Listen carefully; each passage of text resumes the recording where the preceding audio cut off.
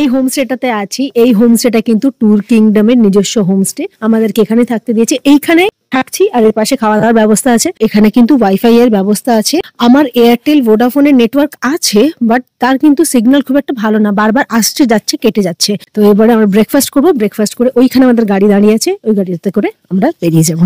আমাদের সঙ্গে কিন্তু এই কদিনে একজনই ড্রাইভার আছেন যিনি আমাদেরকে এনজেপি থেকে পিক আপ করেছে। পুরো ট্যুরটা করে উনি আবার আমাদেরকে এনজেপিতে ড্রপ করে দেবে। এই ছোট্ট জায়গাটিতে কয়েকটা হোমস্টে আছে আর পিছনে পুরো ওই জায়গাটা পাইন ফরেস্টে ঘেরা। আমরা পুজোর পরে নভেম্বর মাসে এসেছি। এখন এখানকার টেম্পারেচার হচ্ছে 19 ডিগ্রি মতো। আর আমরা এই হোমস্টেটাতে আছি। এটা হচ্ছে ওনাদের কিচেন।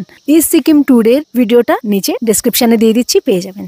এবারে সিলারিগাঁও, আড়িতার, জুলুক আর ঋষিখোলা এই 4টে জায়গা ঘুরবো।